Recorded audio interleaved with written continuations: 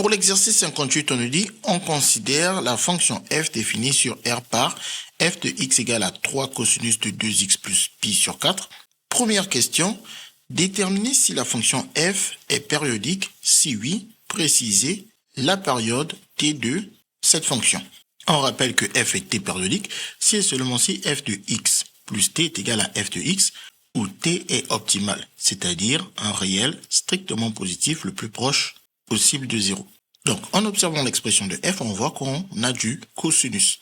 On rappelle que cosinus de x plus 2pi est égal à cosinus de x, car cosinus est 2pi périodique, c'est-à-dire que le t ici vaut 2pi. Et au passage que sinus est égal à sinus de x plus 2pi, c'est sinus de x, car sinus est aussi 2pi périodique. Et pour à titre d'information, la tangente, elle est pi périodique, c'est-à-dire que tangente de x plus pi est égale à tangente de x. Donc, nous, on va utiliser le fait que cosinus est 2pi périodique pour déjà faire apparaître du 2pi. Donc, on part de l'expression de f, et dans le cosinus, on sait que quand on a cosinus d'une quantité, on peut rajouter 2pi à cette quantité, parce que cosinus est 2pi périodique. Donc, ici, on a le cosinus d'une quantité, on peut donc rajouter ici du 2pi. Donc, on rajoute tout simplement plus 2pi. Et une fois qu'on est là, nous, on a besoin de f de quelque chose. Ce quelque chose doit être le nombre qui sera multiplié par 2 et avec le plus pi sur 4 juste à la fin. Donc, on peut déjà mettre le plus pi sur 4 juste à la fin. Voilà, donc il est à la fin. Et maintenant, on a besoin d'avoir 2 fois quelque chose. Donc ici, il faut clairement factoriser par le coefficient de x pour avoir 2 fois quelque chose. Et en plus, on est même fortement invité à factoriser par 2 parce qu'on voit que 2 est un facteur commun à 2x et 2pi. Bien évidemment, si on n'avait pas eu 2 ici, si on avait eu 4, on aurait fait la même chose. On aurait factorisé par 4. Et donc, pour factoriser par 4, il aurait fallu diviser le 2pi par 4. Pareil pour 5, s'il fallait factoriser par 5, on aurait divisé le 2pi par 5, en le divisant par 5. Donc, ici, en factorisant par 2, il nous reste dans la parenthèse x plus pi. Et donc, quand on observe l'expression de f, on voit que la quantité, ici entre parenthèses, c'est exactement ce qui est multiplié par 2. Donc, pour dire que cette expression, c'est f de quelque chose, on remarque déjà que tout est pareil, c'est-à-dire le 3, le cosinus, à la fin, le pi sur 4, on a bien le 2. Et maintenant, ce qui doit apparaître dans les parenthèses, c'est exactement la quantité multipliée par 2. C'est-à-dire ici le x plus pi. Donc, on obtient que f de x est égal à f de x plus pi. Donc, en utilisant cette propriété, on comprend que notre t ici n'est rien d'autre que le pi. On peut donc conclure que f est pi périodique. Et comme on nous a demandé t, on peut dire que ça veut dire que t égale tout simplement pi. Question 2, on nous dit montrer que pour tout x appartenant à R, valeur absolue de f de x est inférieure ou égale à 3. On commence par appeler l'expression de f. On veut faire apparaître une inégalité et on sait que cosinus, tout comme sinus, permettent de faire apparaître des inégalités car cosinus et sinus sont tous deux compris entre moins 1 et 1. Donc on le rappelle ici. Et donc nous, on doit partir du cosinus ici. Donc on part de cosinus compris entre moins 1 et 1. Bien évidemment, cosinus de n'importe quel nombre réel est compris entre moins 1 et 1, quel que soit ce qu'on a à l'intérieur du cosinus. Que ce soit simplement x ou que ce soit 2x plus pi sur 4. Ensuite, on multiplie chacun des membres de cette double inégalité par 3 pour faire apparaître ce 3. Et on sait que les inégalités ne changent pas de sens parce qu'on a multiplié par un nombre qui est strictement positif. Si on avait multiplié par un nombre strictement négatif, il aurait fallu changer le sens des inégalités. Et ici au milieu, on reconnaît l'expression f de x. Donc, on obtient déjà cet encadrement. Alors, soit par expérience, vous savez très bien que cet encadrement donne directement cette inégalité, ou bien, soit vous savez que si x est compris entre c plus ou moins r qui est positif, alors ça veut dire que la valeur absolue de x moins ce c sera inférieure à r. Et en l'appliquant ici, pour 0 plus ou moins 3, on a donc la valeur absolue de f de x moins 0 inférieur ou égal à 3. Cette équivalence peut s'expliquer à l'aide de ce schéma. Parler de la valeur absolue de x moins c, ça veut tout simplement dire que nous parlons de la distance entre x et c. C étant le centre d'un intervalle AB, la distance entre x et c est plus petit que r, rayon de cet intervalle qui s'obtient en faisant b moins a divisé par 2, nous permet de dire que x se trouve dans cette zone, ou dans cette zone, si la distance entre x et c est plus petit que la distance R, rayon de l'intervalle, que l'on écrit comme ça. X, ici au milieu. Ici, le A se trouve en disant qu'on prend le rayon, en disant qu'on prend le centre et on lui retire le rayon R. Donc A, c'est le centre moins le rayon. Et pareil pour B. B, on prend le centre et on lui rajoute le rayon R. Donc B, c'est C plus R. Pour que X soit compris entre A et B, qui valent C moins R pour le A et C plus R pour le B, il faut que la distance entre X et le centre, notée comme ça par valeur absolue de leur différence, soit inférieure ou égale à R. Et en particulier, lorsque le centre C vaut 0, on remplace tous les C ici par 0, ce qui nous donne que X est compris entre moins R et R, équivaut à sa valeur absolue inférieure ou égale à R. C'est ce qu'on peut expliquer ici. F de X est compris entre moins 3 et 3, donc sa valeur absolue est inférieure à 3. Donc on peut directement mettre valeur absolue de F de X inférieure ou égale à 3, d'après cette double inégalité. Il est super important de bien connaître cette relation parce qu'elle est beaucoup utilisée, notamment avec les inégalités de Pine-Bitti-Bitchev. Vous n'êtes pas forcément obligé de maîtriser le schéma, mais c'est toujours mieux de connaître faire le schéma pour retrouver cette équivalence. Ensuite, pour la question 3, on nous dit calculer f' de x. Donc, en observant f ici, on voit qu'il s'agit de la composée de cosinus avec une fonction affine, qui sont toutes les deux dérivables sur R, et donc la composée des deux fonctions dérivables sur R va être dérivable sur R. Multiplié par 3, ça reste dérivable sur R. Donc, on peut par exemple dire que f est dérivable sur R comme 3 fois la composée de deux fonctions dérivables sur R. Maintenant, ici, on observe la forme. On voit qu'on a du cosinus d'une fonction affine, qu'on peut même appeler U. Et donc, pour retrouver la formule, on peut déjà se souvenir de la dérivée de cosinus de x, qui donne moins sinus de x.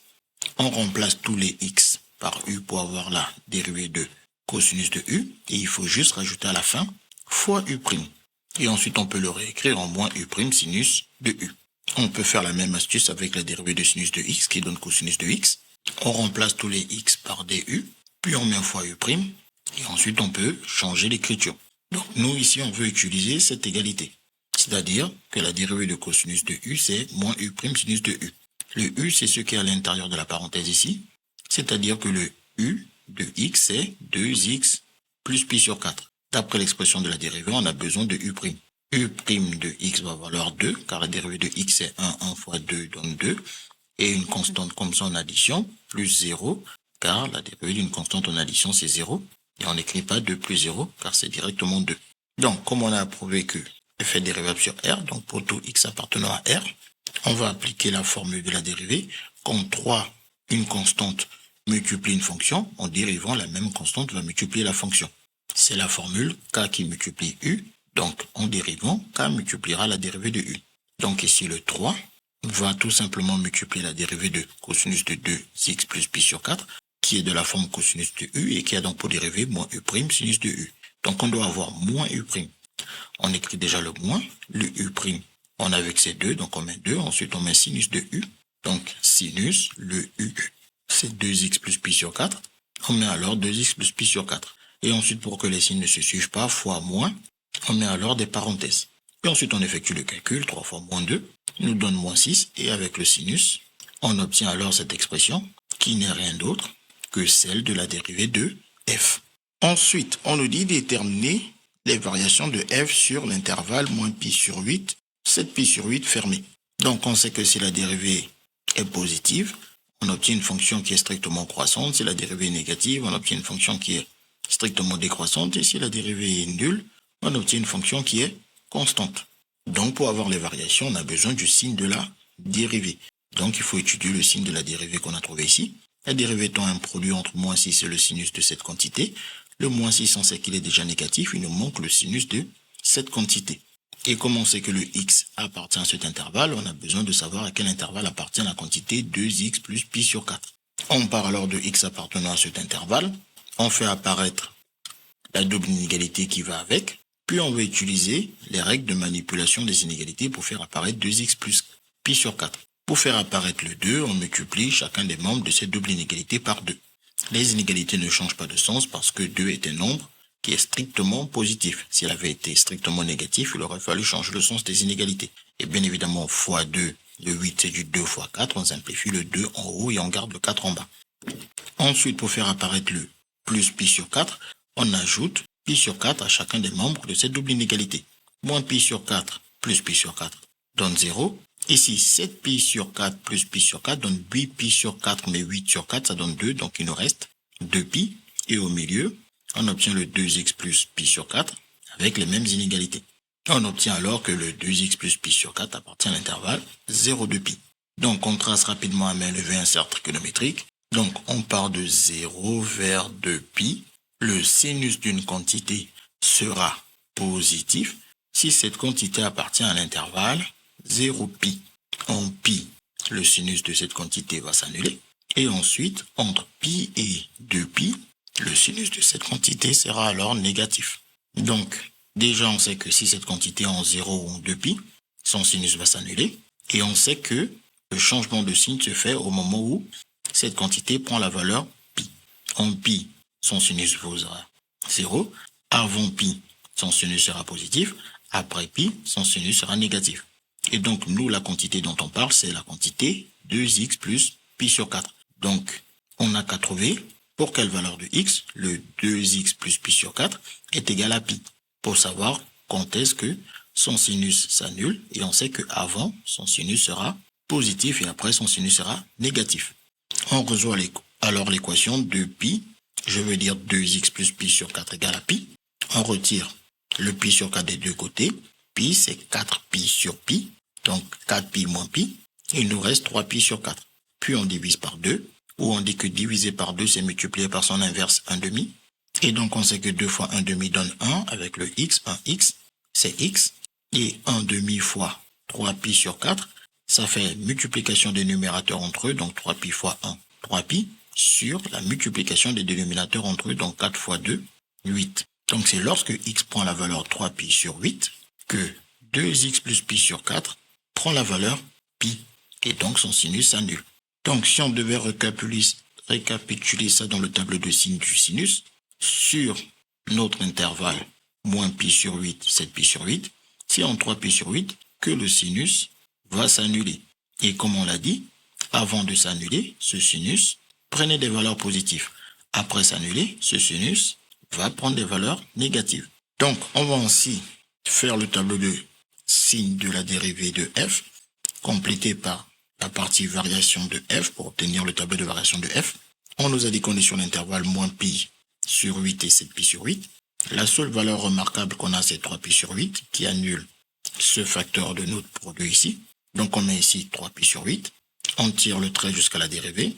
On précise qu'elle annule le sinus. Et par conséquent, la dérivée, étant donné que le sinus est en produit dans l'expression de la dérivée, moins 6, c'est une constante négative.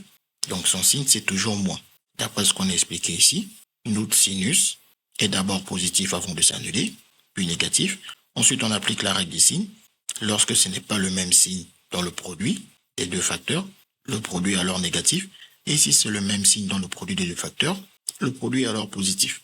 Ensuite, on utilise ce qu'on a rappelé ici, dérivée négative, fonction décroissante, dérivée positive, fonction croissante. Puis on rappelle l'expression de la fonction f pour pouvoir calculer les images de ces trois nombres.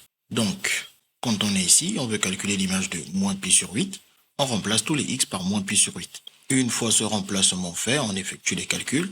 2 fois moins pi sur 8 nous donne moins pi sur 4 plus le pi sur 4. On obtient alors 0, soit cosinus de 0. Et on sait que cosinus de 0, c'est 1. Et donc 1 fois 3, ça nous fait alors 3. On met 3 dans le tableau. Bien évidemment, si vous ne savez pas que cosinus de 0 vaut 1, utilisez la calculatrice en mode radian. Sinon, ça se lit rapidement dans le cercle trigonométrique. C'est l'abscisse du point associé à l'angle 0. On va faire la même chose pour 3 pi sur 8. On remplace tous les x par 3 pi sur 8. Et une fois ce remplacement fait, on effectue les calculs. Le 2 et le 8. Dans le 8, on a du 2 fois 4. Les 2 se simplifient, reste le 4. Donc on a 3 pi sur 4 plus pi sur 4. Ce qui va alors faire 4 pi sur 4, soit pi. Et ensuite, soit on utilise la calculatrice en mode radian, soit on le lit rapidement dans le cercle trigonométrique. Dans tous les cas, on sait que le cosinus de pi vaut moins 1. Et 3 fois moins 1 donne moins 3. On a ainsi l'image de 3 pi sur 8. On le place ensuite dans notre tableau de variation de f. Et enfin, on va faire la même chose pour 7 pi sur 8. On remplace tous les x par 7 pi sur 8. Donc ici, le 8, c'est du 2 fois 4. On simplifie les 2, il nous reste 4. 7 pi sur 4, Ça fait 7pi plus pi, ça fait 8pi sur 4. 8 divisé par 4, ça fait 2. Avec le pi, ça fait 2pi.